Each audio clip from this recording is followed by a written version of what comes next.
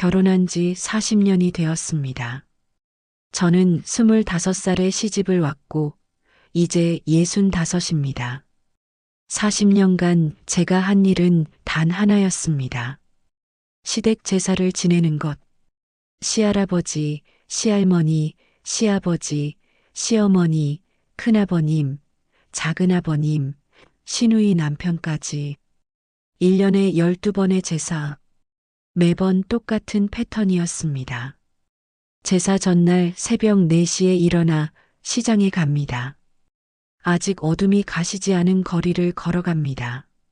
시장은 이미 불이 환하게 켜져 있습니다. 생선 가게 아저씨는 저를 보면 알아서 준비를 해놓습니다.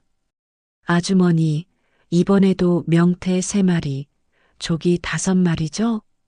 네, 그리고 북어도 2마리 주세요. 정육점에서는 소고기 3근, 돼지고기 2근을 삽니다. 갈비도 사고 닭도 삽니다. 야채 가게에서는 각종 나물을 삽니다. 시금치, 고사리, 도라지, 콩나물, 숙주나물, 무나물, 가지나물. 7가지 나물을 삽니다. 과일 가게에서는 사과, 배, 밤, 대추, 곶감을 삽니다. 떡집에서는 시루떡과 인절미를 삽니다. 장바구니가 4개나 됩니다. 무게만 한 20kg은 될 겁니다.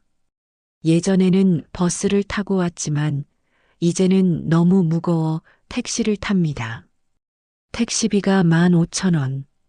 아깝지만 어쩔 수 없습니다. 집에 도착하면 오전 6시. 남편은 아직 잠들어 있습니다. 저는 조용히 부엌으로 가서 재료를 정리합니다. 냉장고에 차곡차곡 넣고 씻어야 할 것은 싱크대에 쌓아둡니다. 그리고 본격적인 작업이 시작됩니다. 먼저 나물을 삶습니다. 시금치는 데쳐서 물기를 꽉 짜고 참기름과 간장으로 무칩니다. 고사리는 삶아서 들기름에 볶습니다.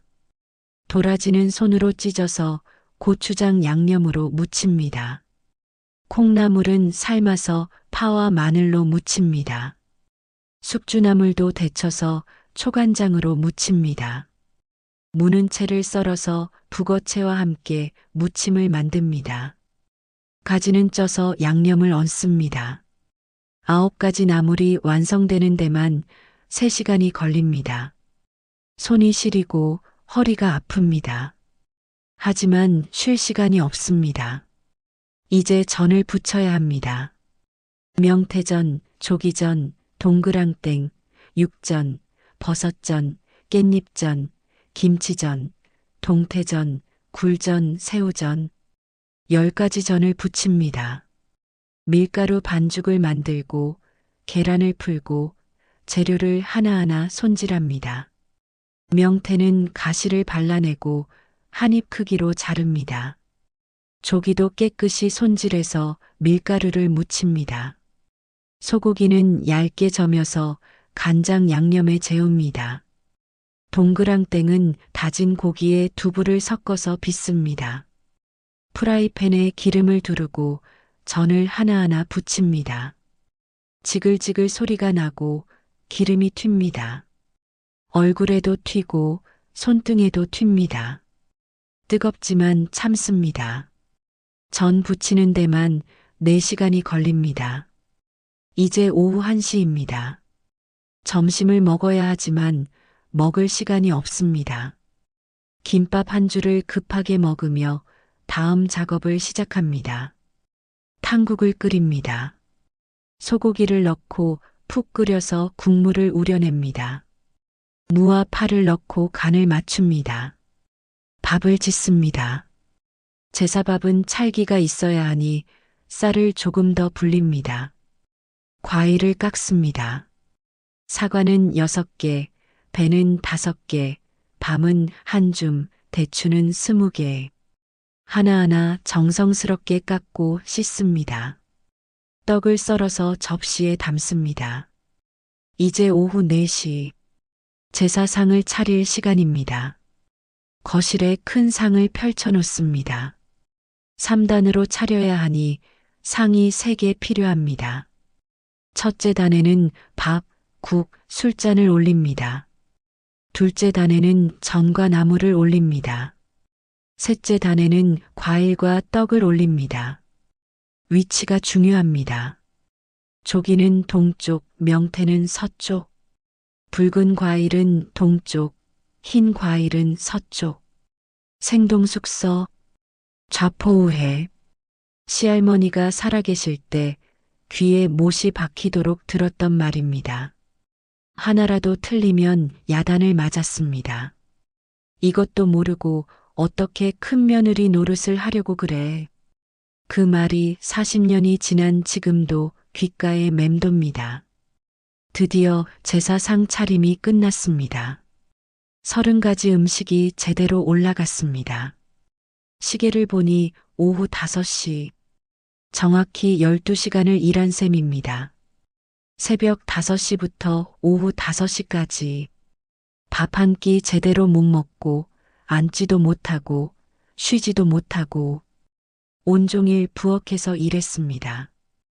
허리는 끊어질 것 같고 다리는 후들거립니다. 손은 기름과 양념 때문에 퉁퉁 부었습니다. 얼굴은 땀과 기름으로 번들거립니다. 머리카락은 땀에 젖어 이마에 달라붙습니다. 그때 초인종이 울립니다. 시댁 식구들이 도착한 겁니다. 현관문이 열리고 사람들이 우르르 들어옵니다. 큰아주버님 내외, 작은아주버님 내외, 시누이 내외, 그리고 그들의 자녀들까지 총 15명입니다. 모두 깨끗한 옷을 입고 왔습니다. 머리도 단정하게 빗었고 화장도 했습니다. 손톱 하나 까맣지 않습니다. 형님, 안녕하세요. 수고 많으셨어요. 큰아주버님 부인이 인사를 합니다. 하지만 그 인사에는 진심이 느껴지지 않습니다. 그저 형식적인 인사일 뿐입니다. 어머, 올해도 역시 대단하네요. 형님 손맛은 정말 최고예요. 작은아주버님 부인이 제사상을 보며 감탄합니다. 하지만 아무도 제게 힘들었죠? 라고 물어보지 않습니다. 아무도 도와드릴까요? 라고 말하지 않습니다. 그저 당연하다는 듯이 거실로 들어가 앉습니다. 남자들은 소파에 앉아 TV를 봅니다. 여자들은 안방에 모여 수다를 떱니다. 아이들은 방에서 게임을 합니다. 저는 다시 부엌으로 가서 마지막 준비를 합니다. 제사 시간이 되었습니다. 오후 6시 정각. 남자들이 제사상 앞에 모입니다. 큰아주버님이 제주가 되어 술을 따릅니다. 모두 함께 절을 합니다. 1번, 2번. 여자들은 뒤에 서 있습니다. 저도 그저 서 있습니다. 12시간을 요리했지만 절은 남자들만 합니다. 여자는 제사에 참여할 수 없습니다. 그저 뒤에서 음식 나르는 사람일 뿐입니다. 제사가 끝나고 음복 시간입니다. 모두 둘러앉아 제사 음식을 먹습니다. 역시 형님 음식이 최고네요. 이 동그랑땡 진짜 맛있어요. 비법이 뭐예요? 나물간도 딱 맞고 전도 바삭바삭하고 칭찬이 쏟아집니다. 저는 그 칭찬이 듣기 싫습니다. 칭찬보다는 한마디 수고했어요가 듣고 싶은데, 칭찬보다는 다음엔 제가 할게요라는 말이 듣고 싶은데, 아무도 그런 말을 하지 않습니다. 모두 배부르게 먹고 디저트로 과일까지 먹습니다. 그리고 거실로 가서 커피를 마시며 TV를 봅니다. 저는 부엌으로 갑니다. 이제 설거지가 남았습니다. 싱크대에 쌓인 그릇들, 접시가 50개, 냄비가 10개, 프라이팬이 5개, 작은 접시와 국그릇까지 합치면 100개가 넘습니다. 뜨거운 물에 손을 담그고 설거지를 시작합니다. 기름때가 잘 지워지지 않습니다. 수세미로 문질러도 미끌미끌합니다. 2번, 3번 씻어야 깨끗해집니다. 손이 빨갛게 익어갑니다. 뜨거운 물 때문에 손이 화끈거립니다. 1시간, 2시간, 설거지만 2시간이 걸립니다. 이제 밤 10시입니다. 거실에서는 여전히 사람들이 수다를 떱니다. 아무도 저를 도와주지 않습니다. 아무도 부엌을 들여다보지 않습니다. 저는 그저 투명인간입니다. 설거지가 끝나고 부엌 바닥을 닦습니다. 기름이 튄 곳을 닦고 음식물 쓰레기를 버리고 환기를 시킵니다. 싱크대를 반짝반짝 닦고 가스레인지를 깨끗이 닦습니다. 이제 밤 11시. 시댁 식구들이 하나둘 돌아갈 준비를 합니다. 형님, 오늘도 정말 수고 많으셨어요. 다음에 또 뵐게요.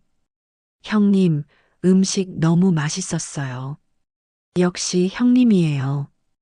형님, 건강하세요. 안녕히 계세요. 인사를 하고 모두 떠납니다. 집이 텅 비었습니다. 남편은 형들과 술을 마시다가 소파에서 코를 골며 잡니다. 저는 남편을 깨울 힘도 없습니다. 그냥 거실 불을 끄고 방으로 갑니다. 침대에 누우니 온몸이 쑤십니다. 발바닥이 불에 댄 것처럼 화끈거립니다. 허리는 돌처럼 굳어 있습니다. 어깨는 천근만근입니다. 눈을 감지만 잠이 오지 않습니다.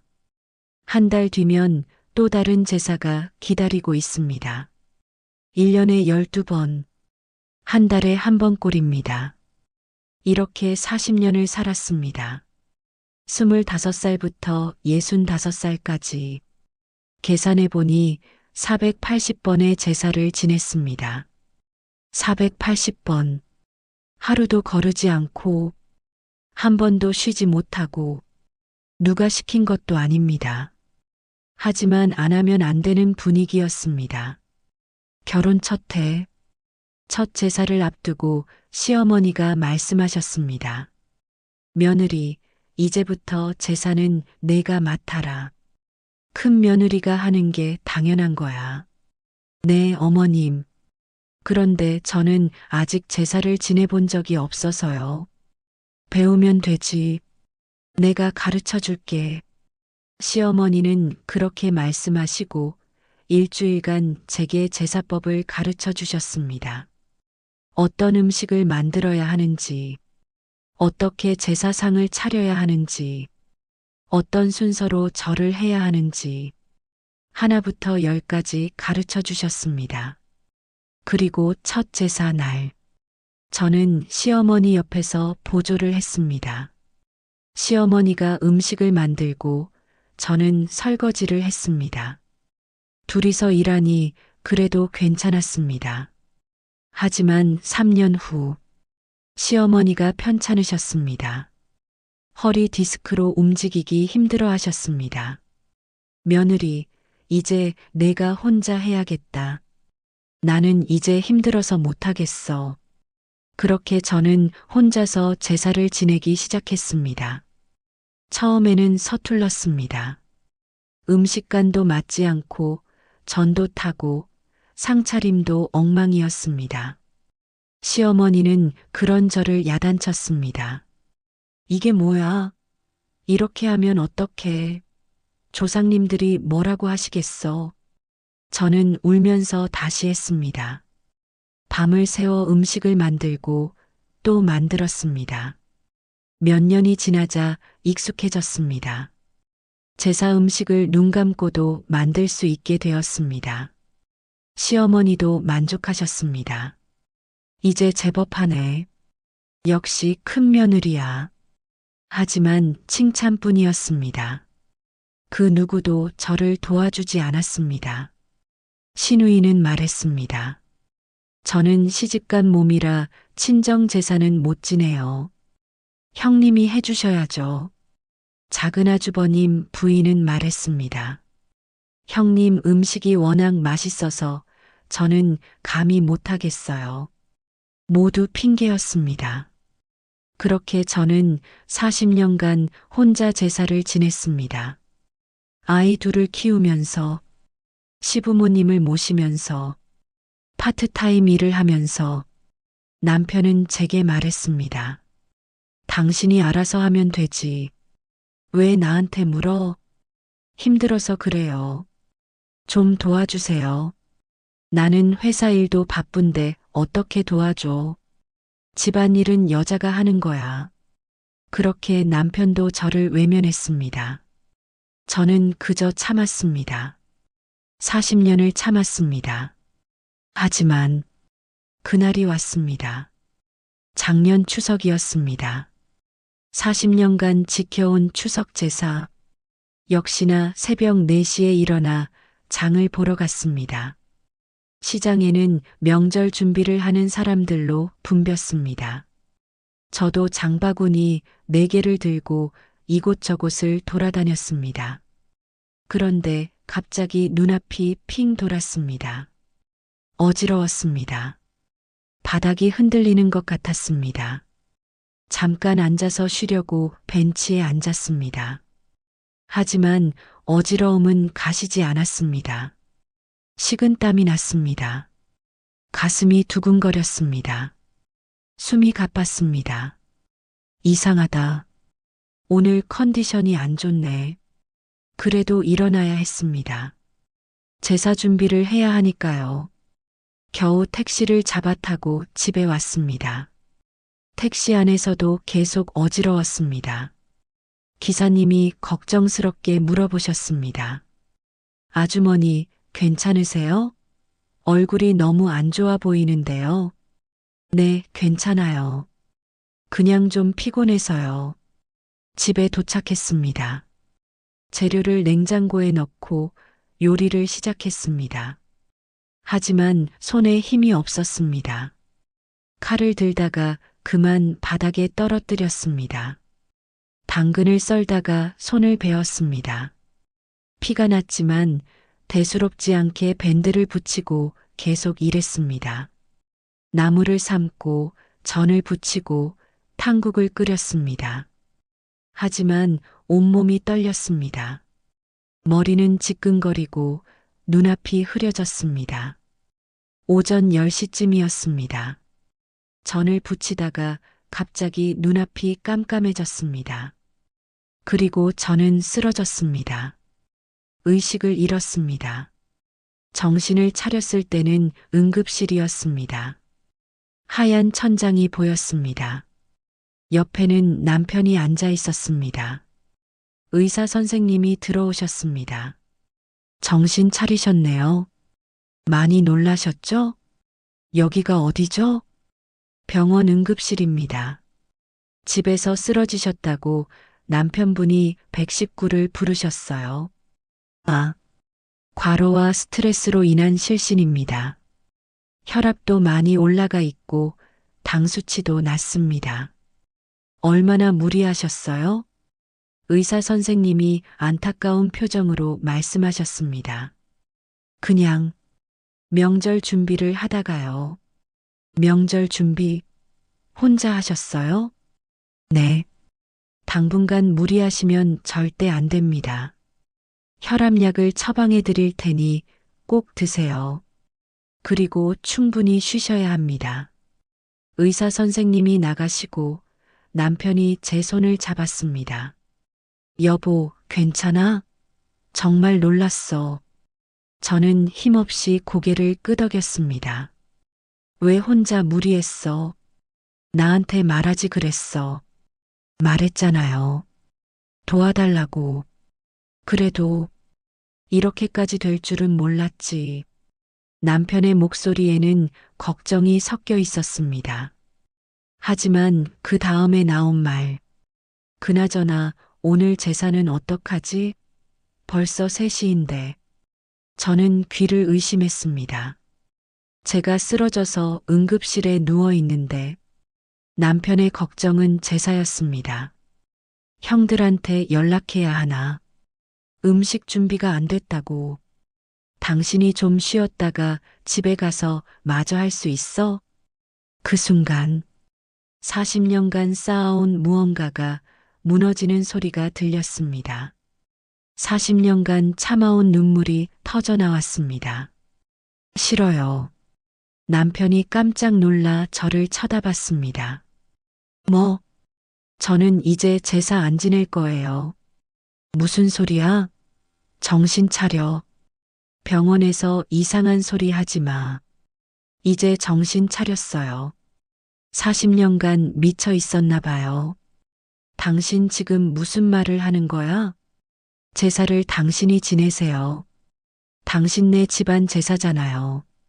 남편은 당황한 표정이었습니다. 이 사람이 갑자기 왜 이래? 큰 며느리가 하는 게 당연한 거 아니야? 왜요? 왜 당연해요? 원래 그런 거잖아. 예로부터 큰 며느리가. 원래는 이제 끝났어요. 남편은 말문이 막혔습니다. 저는 눈물을 닦으며 말을 이었습니다. 40년 동안 480번의 제사를 혼자 지냈어요. 이제 그만할래요. 여보, 진정해. 우리 집에 가서 천천히 얘기하자. 아니요. 지금 말할 거예요. 저 이제 제사 안 해요. 남편은 난처한 표정으로 밖으로 나갔습니다. 아마 형들에게 전화를 하러 간 것 같았습니다. 저는 천장을 바라보며 생각했습니다. 내가 왜 40년을 이렇게 살았을까? 내가 왜 당연하다고 생각했을까? 내 인생은 제사 지내는 기계였을까? 눈물이 멈추지 않았습니다. 후회가 밀려왔습니다. 하지만 이제라도 늦지 않았다고 생각했습니다. 저는 퇴원하고 집으로 돌아왔습니다. 집에는 아직 아침에 준비하던 음식 재료들이 그대로 있었습니다. 냉장고에서 꺼내 다 버렸습니다. 아깝지만 이제 더 이상 필요 없었습니다. 그날 저녁, 시댁 식구들에게서 전화가 왔습니다. 형님, 괜찮으세요? 쓰러지셨다면서요? 정말 놀랐어요. 큰아주버님이었습니다. 네, 괜찮습니다. 그나저나 오늘 제사는 어떻게 된 거예요? 음식 준비가 안 됐다던데. 역시나 걱정은 제사였습니다. 제 건강이 아니라. 죄송하지만 저는 이제 제사 준비 못할 것 같습니다. 전화기 너머로 침묵이 흘렀습니다. 형님, 농담이시죠? 아닙니다. 저 쓰러졌잖아요. 의사 선생님이 무리하지 말래요. 그래도 오늘만이라도 좀. 다들 오기로 했는데 어떡해요. 형님, 부인분이 하시든지 시누이가 하시든지 하세요. 형님, 이게 무슨 말이에요? 큰 집에서 하는 게 원칙 아니에요? 그럼 큰 집 남자가 준비하시면 되잖아요. 저는 전화를 끊어버렸습니다. 손이 떨렸습니다. 40년간 한 번도 거절해 본 적이 없었습니다. 하지만 후회는 없었습니다. 오히려 시원했습니다. 가슴에 쌓여있던 무언가가 뻥 뚫리는 기분이었습니다. 그날 저녁부터 집에서는 난리가 났습니다. 남편의 전화기가 쉴 새 없이 울렸습니다. 큰형님, 작은형님, 시누이 모두 화가 난 목소리로 전화를 했습니다. 형수님이 왜 그러세요? 갑자기 제사를 안 지내겠다니 말이 돼요? 우리 집안 체면이 어떻게 돼요? 조상님들 얼굴에 먹칠하는 거예요. 형수님, 좀 참으세요. 이번만 해주시면 안 돼요? 남편은 저를 설득하려 했습니다. 여보, 형들이 난리야. 제발 이번만 하자. 응? 싫어요. 내가 도와줄게. 진짜로. 40년 동안 한 번도 안 도와주셨잖아요. 그건 내가 미안했어. 그래도 이번만. 아니요. 이제 시작이에요. 뭐가 시작이야? 제 인생이요. 남편은 한숨을 쉬었습니다. 당신 정말 고집 세네. 고집이 아니라 정신 차린 거예요. 결국 그날 제사는 취소됐습니다. 40년 만에 처음으로 지내지 못한 제사였습니다. 시댁 식구들은 발칵 뒤집혔습니다. 다음 날 새벽 7시 초인종이 요란하게 울렸습니다. 신우이였습니다. 얼굴이 벌겋게 상기되어 있었습니다. 형님, 이게 무슨 짓이에요? 무슨 짓이라니? 제사를 취소하다니. 조상님들이 뭐라고 하시겠어요? 그럼 신우이가 지내세요. 저요? 저는 시집간 몸인데 왜 제가 해요? 저도 시집 온 몸인데 왜 제가 해야 했어요? 신우이는 말문이 막혔습니다. 잠시 침묵이 흐른 뒤 말했습니다. 형님은 큰 며느리잖아요. 큰 며느리가 하는 게 당연하죠. 당연한 게 어딨어요? 법에 정해져 있어요? 법은 무슨, 원래 그런 거잖아요. 우리 할머니도 그렇게 하셨고, 어머니도 그렇게 하셨고, 그래서 저도 그렇게 해야 해요? 40년도 모자라요? 신우이는 목소리를 높였습니다. 형님, 지금 이기적으로 구시는 거예요. 가족이 뭐예요? 서로 희생하고 양보하는 거잖아요. 그럼 신우이도 희생하고 양보하세요. 제사 한번 지내보세요. 제가 어떻게, 저는 제사상도 제대로 못 차려요. 저도 처음엔 못 차렸어요. 배우면 돼요. 신우이는 화가 나서 소리를 질렀습니다. 형님, 너무하시는 거 아니에요? 우리 오빠는 뭐라고 해요? 당신 오빠한테 물어보세요. 신우이는 욕까지 하며 돌아갔습니다. 저는 문을 닫고 주저앉았습니다. 온몸이 떨렸습니다. 하지만 눈물은 나지 않았습니다. 오히려 속이 시원했습니다. 그 뒤로 한 달간 시댁에서는 아무도 연락하지 않았습니다. 완전히 단절됐습니다. 남편도 저와 말을 하지 않았습니다. 밥을 차려줘도 먹지 않고 밖에서 사 먹었습니다. 집에 와도 방에 들어가 문을 닫아버렸습니다. 저는 외로웠습니다. 하지만 후회하지 않았습니다. 오히려 저는 행복했습니다. 40년 만에 명절을 쉬었습니다. 40년 만에 새벽에 일어나지 않았습니다. 40년 만에 부엌에서 12시간씩 일하지 않았습니다. 40년 만에 제 시간이 생겼습니다. 친구들을 만났습니다. 영화를 봤습니다. 카페에서 책을 읽었습니다. 공원을 산책했습니다. 이렇게 여유로운 삶이 있다는 걸 잊고 살았습니다. 2달째 추석이 다가왔습니다. 예년 같으면 벌써 일주일 전부터 준비를 시작했을 시기입니다. 하지만 저는 아무것도 하지 않았습니다. 남편이 조심스럽게 말을 걸어왔습니다. 여보, 왜요? 추석이 일주일 남았는데. 그래서요? 형들이 말인데 이번에는 큰형네 집에서 하기로 했대. 저는 놀랐습니다. 큰아주버님 댁에서요? 그래. 큰형수가 한다고 했어. 정말요? 응. 그런데 말이야. 남편이 머뭇거렸습니다. 뭔데요? 큰형수가 요리를 잘 못한대. 그래서 당신한테 좀 도와달라는데. 저는 코웃음을 쳤습니다. 싫어요. 여보, 제발. 체면 좀 살려줘. 형들한테 뭐라고 말해. 40년간 제 체면은 생각 안 하셨잖아요. 그건 내가 미안해. 진심이야. 미안하면 당신이 가서 도와주세요. 내가 요리를 어떻게 해? 배우면 되죠. 저도 배워서 했는걸요. 남편은 더 이상 말하지 못했습니다. 추석 당일, 남편은 큰형네 집으로 갔습니다. 저는 집에 혼자 남았습니다. 창밖을 보니 날씨가 좋았습니다.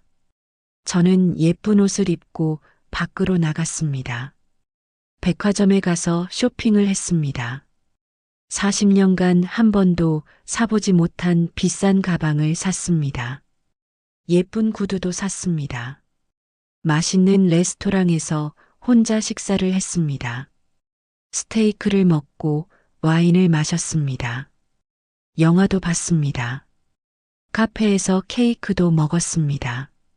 얼마나 행복한지, 이게 진짜 명절이구나 싶었습니다. 저녁 9시쯤 남편이 돌아왔습니다. 얼굴이 굳어 있었습니다. 어떻게 됐어요? 엉망이었어. 뭐가요? 큰형수가 음식을 태우고 양념을 잘못 넣고 저는 설익었고 제사상도 엉망으로 차렸어. 그래서요? 형들이 다 불평했어. 큰형수 요리는 정말 별로네 하면서 본인들이 하면 되잖아요. 그게 아무도 못하더라. 다들 처음 해봐서 저는 아무 말도 하지 않았습니다. 남편이 한숨을 쉬었습니다. 당신이 얼마나 잘했는지 알겠더라. 정말 대단했어. 이제 아세요? 응, 미안해. 갑자기요? 남편이 제 손을 잡았습니다. 40년간 당신한테 너무 미안한 짓을 했어. 당연하게 생각했어. 저는 눈물이 났습니다. 40년 만에 처음 듣는 진심 어린 사과였습니다. 고마웠어. 정말 수고 많았어. 힘들었지? 많이 힘들었어요. 알아. 이제 알겠어. 정말 미안해. 남편도 눈시울이 붉어졌습니다. 형들한테도 말했어. 이제부터는 돌아가면서 하자고. 정말요? 응. 큰형도 작은형도 다 알았대. 한번 해보니까 얼마나 힘든지 알겠다고. 저는 울음을 터뜨렸습니다. 40년간 참았던 눈물이 쏟아졌습니다. 남편이 저를 안아주었습니다. 이제부터는 내가 도울게. 약속해. 정말요? 응. 그리고 제사도 이제 줄이기로 했어. 꼭 필요한 것만 하기로. 고마워요. 그날 밤 저는 남편 품에서 한참을 울었습니다. 한 달 뒤 시아버지 제사가 있었습니다. 이번에는 작은아주버님 댁에서 했습니다. 저는 가지 않았습니다. 남편 혼자 갔다 왔습니다. 어땠어요? 작은 형수도 힘들어 하더라. 그래도 우리가 다 도와줬어. 누가요? 형들이 다 같이 요리하고 같이 상 차렸어. 남자들이요? 응. 처음엔 서툴렀는데 하다 보니 괜찮더라. 저는 웃음이 나왔습니다. 그렇게 변할 수 있구나. 40년간 안 된다고 생각했는데. 2달 뒤 작은아주버님 부인이 전화를 했습니다. 형님, 네. 제사 한번 해보니까 정말 힘들더라고요. 그죠? 형님, 정말 존경해요. 40년을 이렇게 힘든 일을 혼자 하셨다니. 이제 아시나요? 네. 정말 죄송해요. 저희가 너무 편하게 생각했어요. 괜찮아요. 저는 한 번 하고 기절할 뻔했어요. 새벽부터 밤까지 일하는데 온몸이 다 아프더라고요. 저도 그랬어요. 40년간. 형님, 정말 미안해요. 작은아주버님 부인의 목소리에 눈물이 섞여 있었습니다. 일주일 뒤 신우이도 연락이 왔습니다. 형님, 응, 그동안 제가 너무 철없었어요. 괜찮아. 형님이 얼마나 힘드셨을지 이제야 알겠어요. 저도 이번에 친정제사 처음 해봤는데 힘들었어? 네. 정말 죽는 줄 알았어요. 오빠가 도와줬는데도 너무 힘들더라고요. 그래서 알았지? 네. 형님한테 너무 미안해요. 그동안 당연하게 생각해서 저는 신우이를 용서했습니다. 아기가 있어서 그런 게 아니었으니까요. 그저 몰랐던 겁니다. 얼마나 힘든 일인지, 얼마나 큰 희생인지.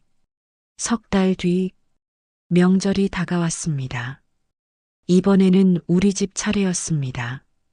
하지만 남편이 말했습니다. 여보, 이번에는 밖에서 먹자. 밖에서요? 응. 호텔 뷔페 예약했어. 가족들 다 같이 가기로 했어. 정말요? 응. 이제 제사는 간소하게 하기로 했어. 집에서 간단히 절만 하고 식사는 밖에서. 저는 믿을 수 없었습니다. 40년 만의 변화였습니다. 명절 당일, 우리 집에 시댁 식구들이 모였습니다. 하지만 예전과는 달랐습니다. 저는 부엌에 가지 않았습니다. 간단히 과일만 준비했고 제사상도 한 단으로 줄였습니다. 제사를 지내는데 30분밖에 걸리지 않았습니다. 그리고 모두 함께 호텔로 갔습니다. 뷔페에서 맛있는 음식을 먹으며 이야기를 나눴습니다. 큰아주버님이 말했습니다. 형수님, 그동안 정말 고생 많으셨어요. 이제야 말씀하시네요. 진심으로 미안합니다. 죄송합니다. 큰아주버님이 고개를 숙였습니다. 작은아주버님도 말했습니다. 형수님 덕분에 우리가 40년간 편하게 살았어요. 감사합니다. 신우이도 고개를 숙였습니다. 형님 사랑해요. 존경해요. 저는 눈물이 났습니다. 40년간 기다렸던 인정이었습니다. 40년간 바랐던 감사였습니다. 식사를 마치고 집으로 돌아왔습니다. 설거지할 것도 없었습니다. 치울 것도 없었습니다. 저는 소파에 편하게 앉아 TV를 봤습니다. 남편이 옆에 앉았습니다. 여보, 왜? 행복해? 응. 40년 만에 처음으로. 나도 행복해. 당신이 웃으니까. 남편이 제 손을 잡았습니다. 앞으로 더 행복하게 살자. 우리. 그래요. 이제 저는 명절이 두렵지 않습니다. 새벽에 일어나지 않아도 됩니다. 혼자 장을 보지 않아도 됩니다. 12시간씩 부엌에 서 있지 않아도 됩니다. 손이 퉁퉁 붓도록 설거지하지 않아도 됩니다. 40년 만에 찾은 제 인생입니다. 쓰러지고 나서야 깨달았습니다. 내 몸이 먼저라는 걸, 내 행복이 먼저라는 걸, 당연한 건 없다는 걸, 누군가의 희생을 당연하게 여기면 안 된다는 걸, 만약 지금 이 이야기를 듣고 계신 분 중에 저처럼 힘들게 살고 계신 분이 있다면 용기를 내셨으면 좋겠습니다. 안 돼요라고 말하는 용기, 싫어요라고 거절하는 용기, 저도 힘들어요라고 표현하는 용기, 그 용기가 당신의 인생을 바꿀 것입니다. 저처럼요. 당신의 희생은 당연한 게 아닙니다. 당신의 노력은 인정받아야 합니다. 당신의 행복도 소중합니다. 부디 참지만 마세요. 부디 당연하게 여기지 마세요. 당신도 행복할 권리가 있습니다. 이제 저는 행복합니다. 40년 만에 찾은 진짜 명절입니다. 40년 만에 찾은 진짜 제 인생입니다. 그리고 이제야 알았습니다. 가족이란 누군가의 희생 위에 서 있는 게 아니라 서로를 존중하고 배려할 때 진짜 가족이 된다는 걸. 당신도 할 수 있습니다. 용기를 내세요. 당신의 인생은 당신의 것입니다.